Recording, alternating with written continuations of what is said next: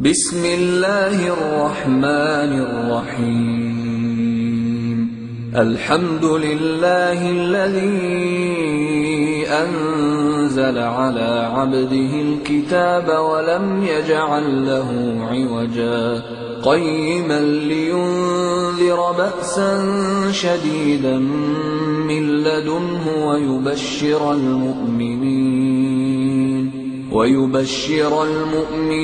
الذين يعملون الصالحات أن لهم أجرا حسنا ماكثين فيه أبدا وينذر الذين قالوا اتخذ الله ولدا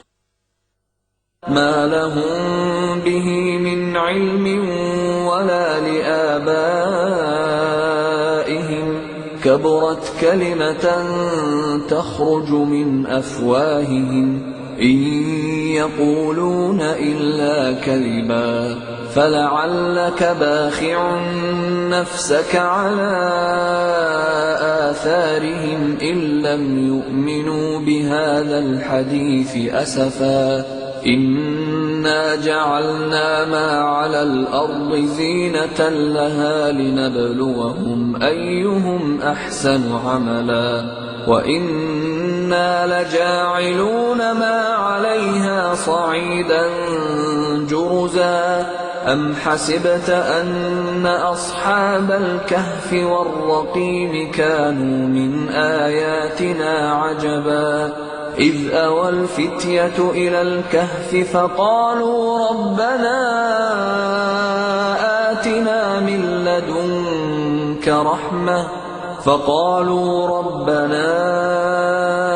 آتنا من لدنك رحمة وهيئ لنا من أمرنا رشدا فضربنا على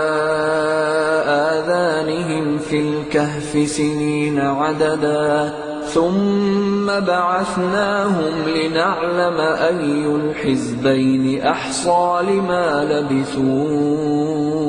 أمدا نحن نقص عليك نبأهم بالحق إنهم فتية آمنوا بربهم وزدناهم هدى وربطنا على قلوبهم إذ قاموا فقالوا ربنا رب السماوات والأرض لن ندعو من دونه إلها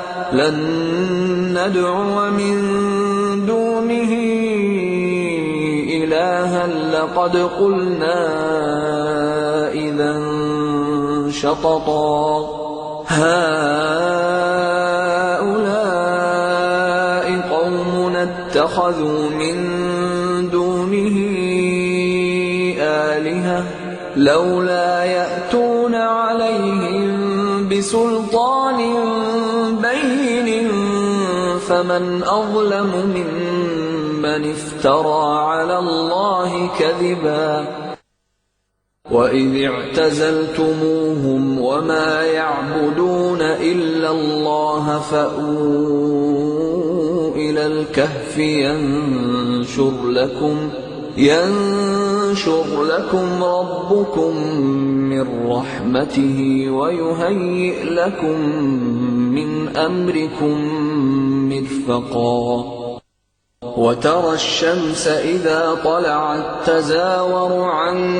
كهفهم ذات اليمين وإذا غربت تقرضهم ذات الشمال وهم في فجوة منه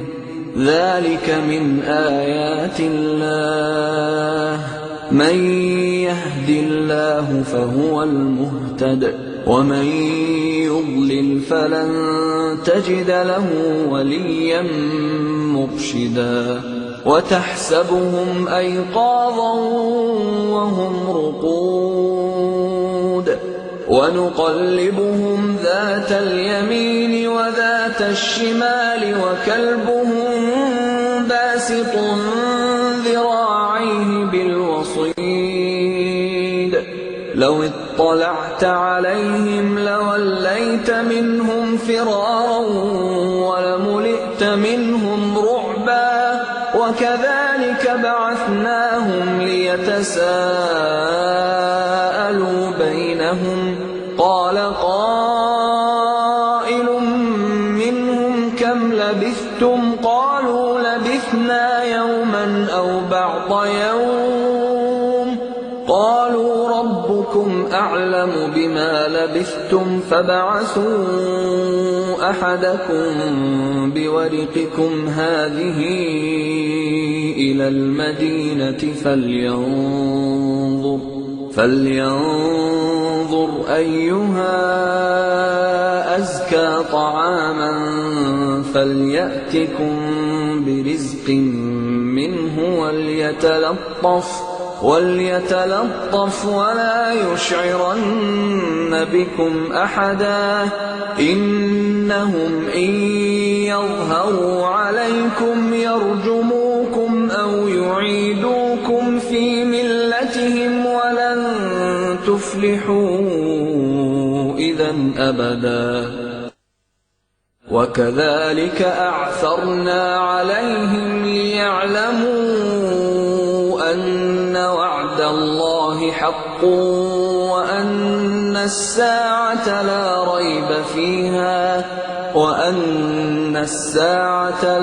ريب فيها إذ يتنازعون بينهم أمرهم فقالوا ابنوا عليهم بنيانا ربهم أعلم بهم قال الذين غلبوا على أمرهم لنتخذن عليهم مسجدا سيقولون ثلاثة رابعهم كلبهم ويقولون خمسة سادسهم كلبهم رجما بالغيب ويقولون سبعة وثامنهم كلبهم قل ربي أعلم بعدتهم ما يعلمهم إلا قليل فلا تمار فيهم إلا مراء ظاهرا ولا تستفت فيهم منهم أحدا ولا تقولن لشيء إني فاعل ذلك غدا إلا أن يشاء الله واذكر ربك إذا نسيت وقل عسى أن يهديني ربي لأقرب من هذا رشدا ولبثوا في كهفهم 300 سنين وازدادوا 9 قل الله أعلم بما لبثوا له غيب السماوات والأرض أبصر به وأسمع ما لهم من دونه من ولي ولا يشرك في حكمه أحدا واتل ما أوحي إليك من كتاب ربك لا مبدل لكلماته ولن تجد من دونه ملتحدا واصبر نفسك مع الذين يدعون ربهم بالغداة والعشي يريدون وجهه ولا تعد عيناك عنهم تريد زينة الحياة الدنيا ولا تطع من أغفلنا قلبه عن ذكرنا واتبع هواه وكان أمره فرطا وقل الحق من ربكم فمن شاء فليؤمن ومن شاء فليكفر إنا أعتدنا للظالمين نارا أحاط بهم سرادقها وإن يستغيثوا يغاثوا بماء كالمهل يشوي الوجوه بئس الشراب وساءت مرتفقا إن الذين آمنوا وعملوا الصالحات إنا لا نضيع أجر من أحسن عملا أولئك لهم جنات عدن تجري من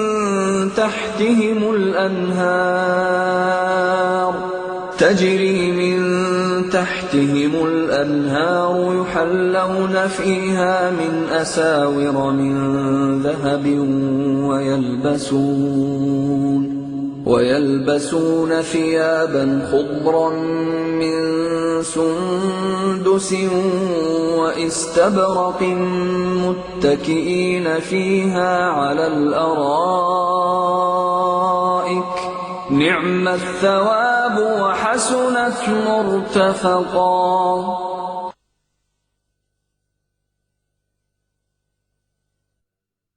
واضرب لهم مثلا الرجلين جعلنا لأحدهما جنتين من أعناب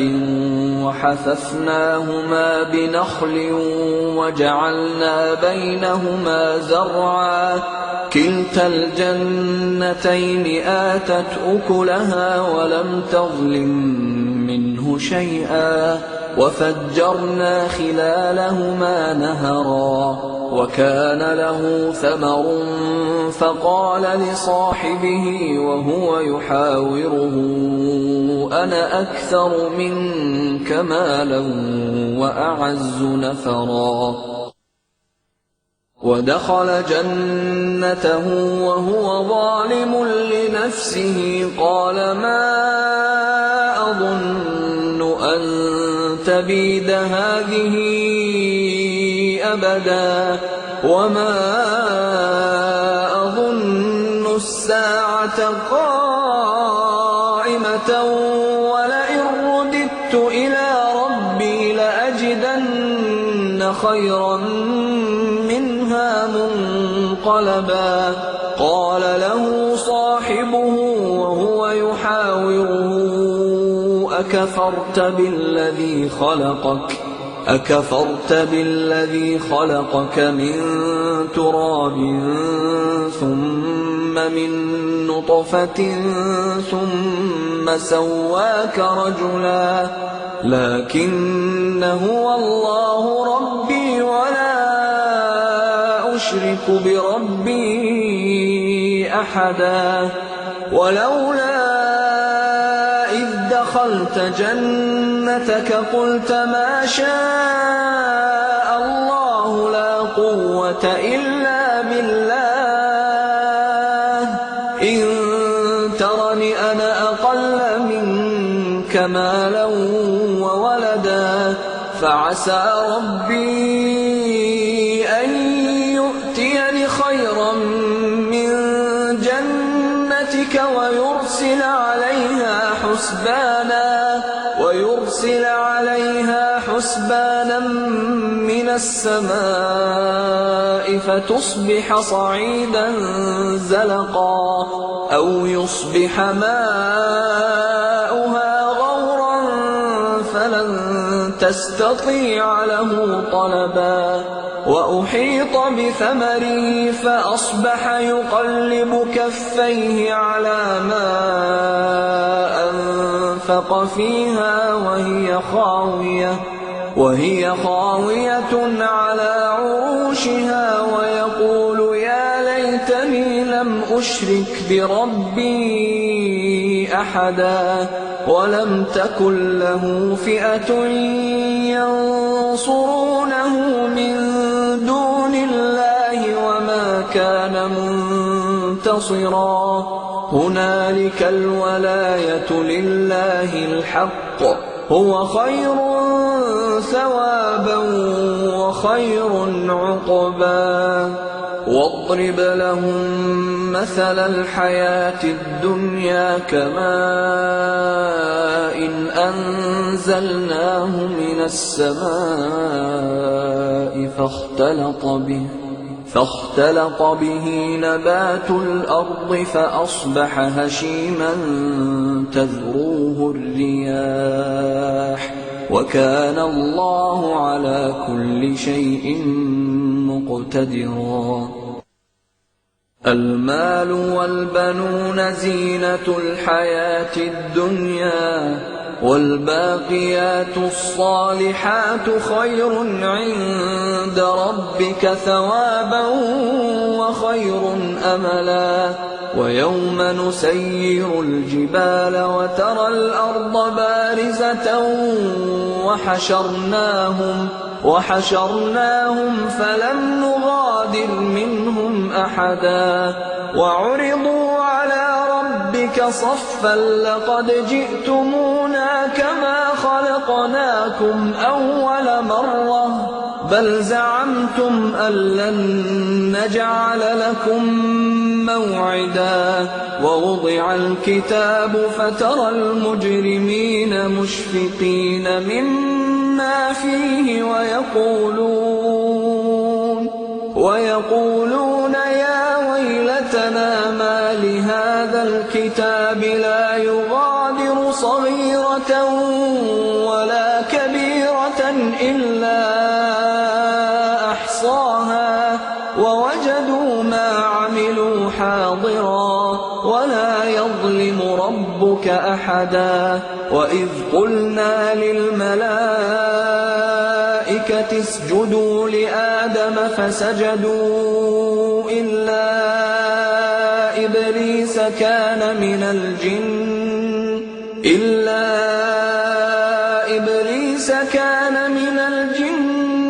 ففسق عن أمر ربه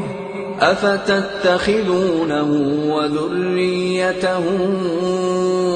أولياء من دوني وهم لكم عدو بئس للظالمين بدلا. ما أشهدتهم خلق السماوات والأرض ولا خلق أنفسهم وما كنت متخذ المضلين عضدا. ويوم يقول نادوا شركائي الذين زعمتم فدعوهم فلم يستجيبوا لهم وجعلنا بينهم موبقا. ورأى المجرمون النار فظنوا أنهم مواقعوها ولم يجدوا عنها مصرفا. ولقد صرفنا في هذا القرآن للناس من كل مثل وكان الإنسان أكثر شيء جدلا. وما منع الناس أن يؤمنوا إذ جاءهم الهدى ويستغفروا ربهم إلا تأتيهم سنة الأولين أو يأتيهم العذاب قبلا. وما نرسل المرسلين إلا مبشرين ومنذرين ويجادل الذين كفروا بالباطل ليدحضوا به الحق واتخذوا آياتي وما أنذروا هزوا. ومن أظلم ممن ذكر بآيات ربه فأعرض عنها ونسي ما قدمت يداه إنا جعلنا على قلوبهم أكنة أن يفقهوه وفي آذانهم وقرا وإن تدعهم إلى الهدى فلن يهتدوا إذا أبدا. وربك الغفور ذو الرحمة لو يؤاخذهم بما كسبوا لعجل لهم العذاب بل لهم موعد لن يجدوا من دونه موئلا وتلك القرى أهلكناهم لما ظلموا وجعلنا لمهلكهم موعدا وإذ قال موسى لفتاه لا أبرح حتى أبلغ مجمع البحرين أو أمضي حقبا فلما بلغا مجمع بينهما نسيا حوتهما فاتخذ سبيله في البحر سربا فلما جاوزا قال لفتاه آتنا غداءنا لقد لقينا من سفرنا هذا نصبا قال أرأيت إذ أوينا إلى الصخرة فإني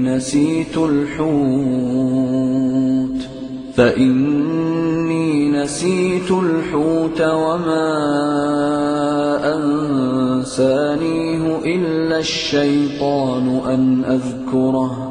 واتخذ سبيله في البحر عجبا قال ذلك ما كنا نبغي فارتدا على آثارهما قصصا فوجدا عبدا من عبادنا آتيناه رحمة من عندنا وعلمناه من لدنا علما قال له موسى هل أتبعك على أن تعلمني مما علمت رشدا قال إنك لن تستطيع معي صبرا وكيف تصبر على ما لم تحط به خبرا قال ستجدني إن شاء الله صابرا ولا أعصي لك أمرا قال فإن اتبعتني فلا تسألني عن شيء حتى أحدث لك منه ذكرا فانطلقا حتى إذا ركبا في السفينة خرقها قال أخرقتها لتغرق أهلها لقد جئت شيئا إمرا قال ألم أقل إنك لن تستطيع معي صبرا قال لا تؤاخذني بما نسيت ولا ترهقني من أمري عسرا فانطلقا حتى إذا لقيا غلاما فقتله قال أقتلت نفسا زكية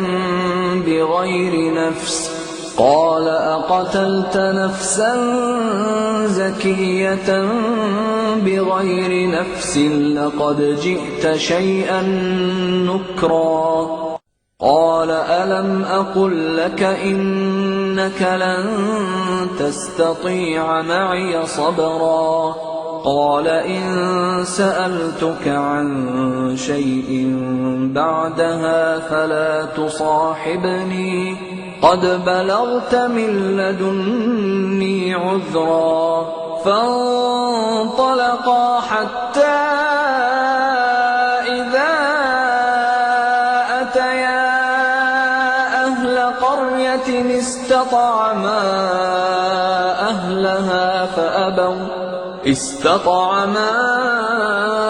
أهلها فأبوا أن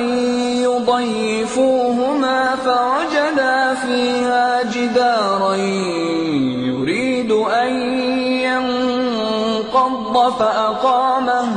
قال لو شئت لاتخذت عليه أجرا قال هذا